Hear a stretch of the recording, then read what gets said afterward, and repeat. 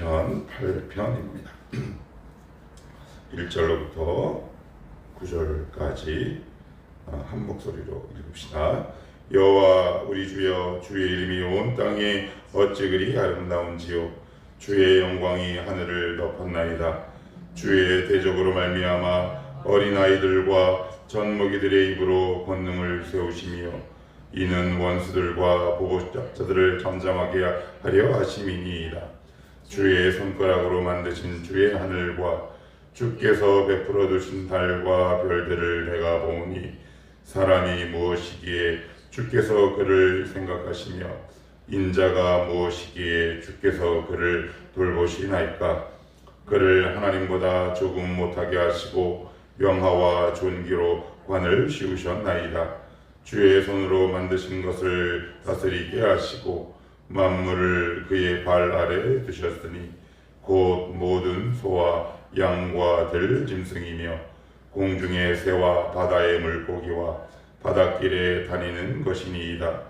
여호와 우리 주여, 주의 이름이 온 땅에 어찌 그리 아름다운지요. 아멘. 시편은 복 있는 사람으로 시작을 합니다. 그래서 시편 1편에서는 어떤 사람이 복 있냐? 주님 앞에 시냇가 신문나무처럼 주님 앞에 딱 붙어있는 사람, 의지하는 사람. 2편에서도 역시 여호와께 피하는 모든 사람. 2편 12절에 보시면 여호와께 피하는 모든 사람은 다 복이 있다, 이렇게 말씀하세요. 또한 5편에도 역시 마찬가지고요. 6편에도 그리고 7편에도 그렇습니다. 그러니까 이 시편에서 말하는 복은 문장으로 정리하면 이거죠. 하나님께 피하고 의지하는 자는 복이 있다. 이제 그 말씀을 계속하고 있어요. 자, 그러면 그 하나님이 과연 어디 있냐는 거예요. 그 하나님이 과연 어디 있느냐. 왜 우리가 던지는 질문이잖아요. 하나님 어디 계신가요? 그런데 1절은 이렇게 얘기합니다. 여호와 우리 주여, 주의 이름이 온 땅에, 이런 표현을 씁니다. 다윗의 인생은 늘 도망하고 피하는 인생이었습니다. 사울을 피해 도망 다녔고요. 왕이 된 후에는 압살롬을 피해 도망 다녔습니다.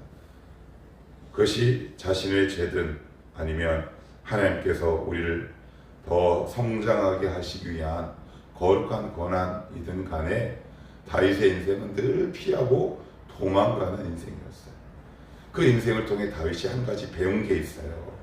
그건 뭐냐면 첫째는 하나님께 피하는 법을 배워가는 거죠.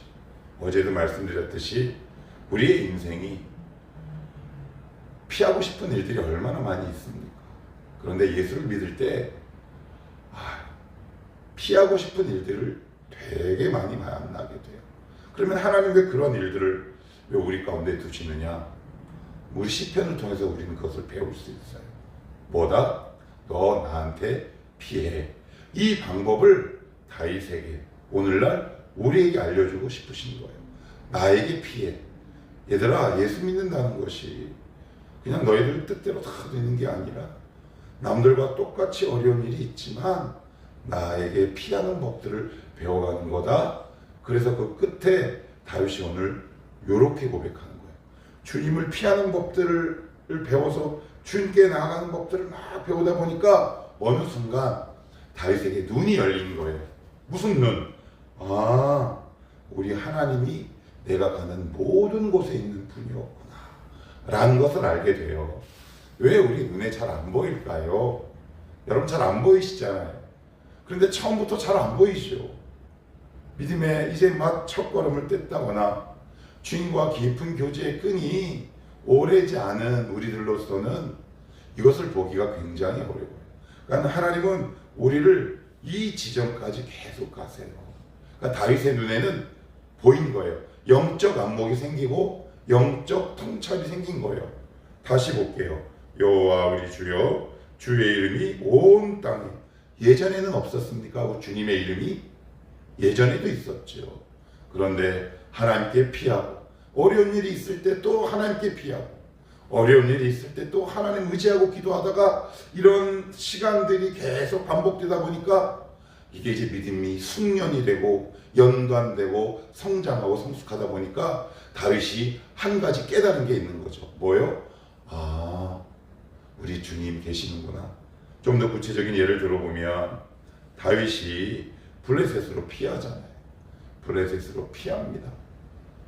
갓왕 아기스 앞에 드디어 신하로 이제 섬기기로 서로 서약을 하고 이제 그곳에 정착을 하려고 하는데 자기 본국 이스라엘과 전쟁이 일어나질 않나, 자기 처자식들이 잡혀가질 않나, 이런 모든 과정을 통해서 다윗이 무엇을 배웠을까요? 이스라엘 경내 그리고 이스라엘 경외, 경계 밖에서도 하나님 역시 동일하게 일하시는구나 라는 것들을 배워가는 거죠. 신앙은 결국 나의 믿음의 지경이 점점점 넓어져 가는 거예요. 무엇을 통해 배워갈까요? 하나님께 피하는 법들을 자꾸 배워가는 거예요. 물질의 어려움이 일어났을 때 이 물질을 이진성 목사의 용어로 옮겨보면 그 물질이라는 문제를 갖고 문제를 풀다가 답을 발견하는 거죠. 인간관계, 때로는 질병, 모든 관계와 우리가 이 땅에서 살아갈 때 나에게 일어날 수 있는 모든 일들이 결국 하나님을 온 땅에서 발견할 수 있는 믿음의 촉매가 될 수 있다. 성경은 이렇게 이야기합니다. 이게 이제 우리가 가야 할 수준이에요. 그런데 이게 참 잘 안 보이지 않습니다. 근데 여기까지 가면 어떤 믿음이 생길까요? 담대하죠. 왜요? 다윗이 걸어가는 모든 상황 속에 하나님의 이름이 보이고 하나님의 영광이 보인다면 우리가 두려워할 것이 뭐가 있을까요? 그러니까 결국 하나님의 본 마음이 여기에 있지 않겠습니까? 내가 가는 회사, 내가 가는 직장, 학교, 모든 발걸음마다 야, 여기에도 하나님이 계시는구나 라는 믿음의 확신이 든다면 우리가 왜 이렇게 불평할까요? 왜 이렇게 낙심하고 왜 이렇게 심장이 쪼그라들까요? 그러니 지금 하나님이 여러분들에게 주신 숙제 뭐라고요? 나에게 피해라. 그 숙제를 하나하나 잘 치러 가십시오. 그럴 때 우리의 믿음이 확장되죠. 이 관계는 이렇게 푸는 거구나. 저 관계는 저렇게 푸는 거구나. 이게 진짜 믿음의 실력이고 믿음의 지경이 넓어지는 것 아니겠습니까? 어제는 이 말씀을 이렇게 보다가 제가 작년에 기도했던 말씀이 역대상이었거든요.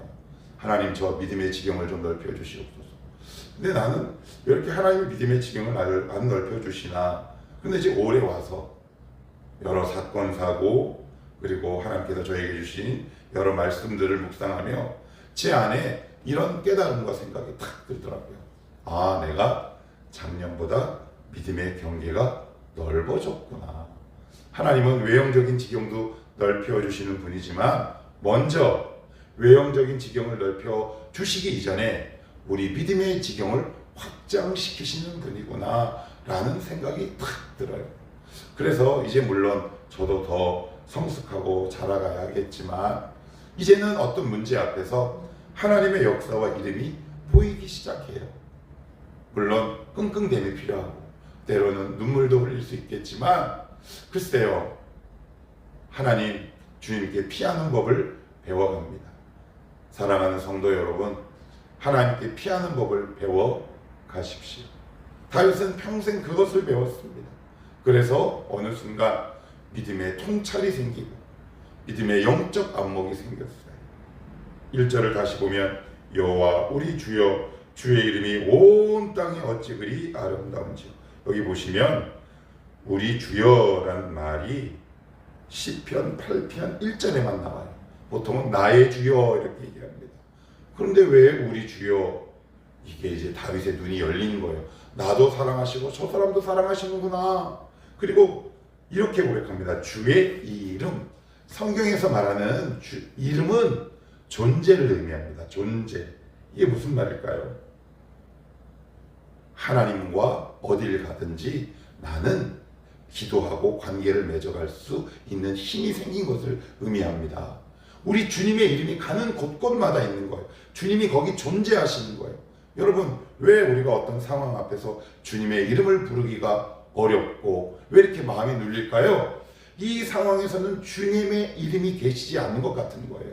근데 다윗은 이걸 본 거예요. 아, 주님의 이름이 여기 계셔. 주님이 여기 존재하셔.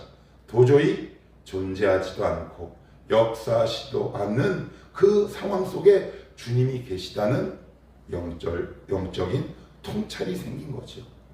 이게 다 주님께 피하는 훈련이 반복될 때 하나님 우리에게 열어주신 믿음의 선물이에요.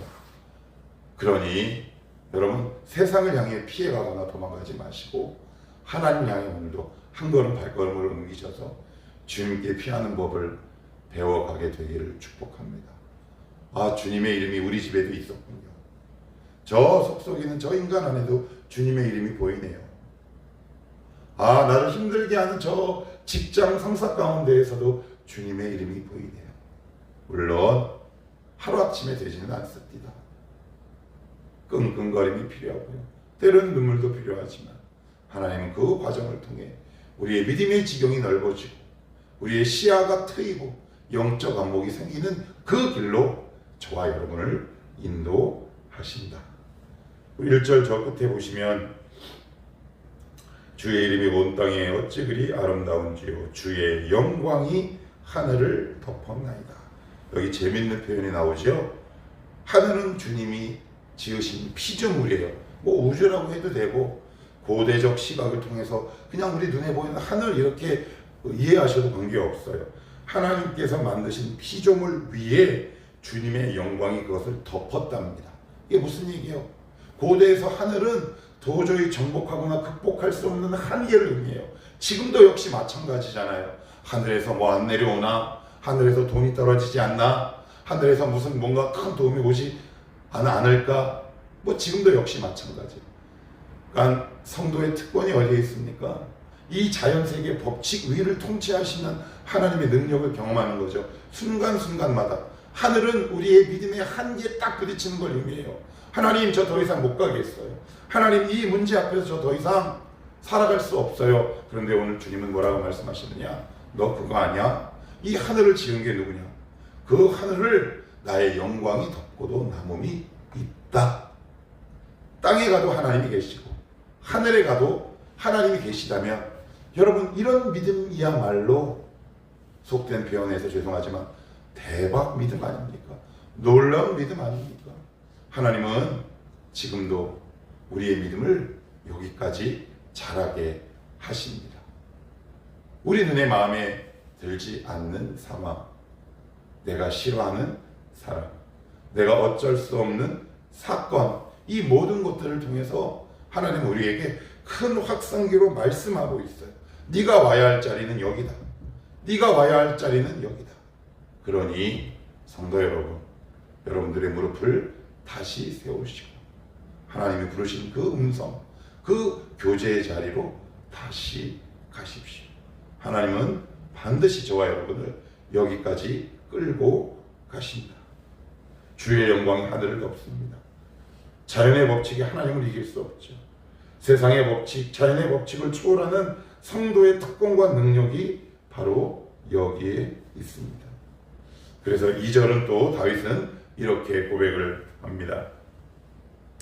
주의 대적으로 말미암아 어린아이들과 젖먹이들의 입으로 권능을 세우시며 이는 원수들과 보복자들을 잠잠하게 하려 하심이니이다. 이게 무슨 말일까요? 주의 대적으로 말미암아 어린아이들과 젖먹이. 그러니까 두 단어만 기억하시면 이제 2절은 쉽게 이해합니다. 주의 대적은 하나님을 의지하지 않는 힘 있는 사람 혹은 세상을 상징한다고 보셔도 좋습니다. 그러면 우리는 누굴까요? 어린아이들과 젖먹이들이란 말이에요. 세상에 가장 힘없는 게 누굽니까? 어린아이와 젖먹이에요. 누군가의 도움이 없이는 도저히 살아날 힘이 없고 주의 대적들, 강한 자들은 누구의 도움이 필요 없어요. 우리를 왜 약하게 하실까요? 내가 네 편이다 라는 것을 알려주고 싶으신 거예요. 여러분, 우리의 기도의 본질이 뭐냐면 저 역시 마찬가지인데 우리의 기도의 핵심은 뭐냐면 하나님을 다시 찾아오지 않게 하옵소서요. 이게 무슨 얘기예요? 하나님, 이 문제 해결해 주시옵소서. 다시는 돈 문제 때문에 주님을 찾지 않게 하옵소서. 결국 이게 우리의 기도의 본질 아니고 핵심 아닌가요? 그런데 주님은 우리를 보고 뭐라고 말씀하시느냐? 어린아이와 젖먹이랍니다. 우리는 다 이 두 존재 가운데 하나예요. 이게 뭘 의미할까요? 하나님의 전적인 도움이 필요한 존재. 우리가 죽는 그 순간까지 우리는 하나님이 필요한 자들이에요. 내가 너희의 도움이 되어주겠다. 그런데 우리는 뭐라고 하나님께 기도하느냐? 하나님 강한 자가 되어주십시오 라고 얘기합니다. 강한 자가 되어주십시오. 이 세상에 나가서 떵떵거리며 살 수 있는 힘을 주시옵소서. 권력을 주시고 명예를 주시고. 우리는 이렇게 기도해요. 여러분, 굉장히 위험한 기도입니다. 그렇게 되면 우리는 하나님을 의지하지 않습니다. 주님을 대적할 수 있습니다. 역사를 보더라도, 그리고 이 시대를 보더라도, 이 세대를 보더라도, 성경을 보더라도 솔로몬은 어땠습니까? 다 줬습니다. 하나님이 다 주셨어요. 그 결과 그는 하나님을 대적하는 우상 숭배자로 전락했습니다. 그러나 하나님의 은혜와 공일로 그 모든 쓴뿌리와 아픔을 다 겪은 다음에 노년에 드디어 주님께 돌아와 뭐라고 고백합니까?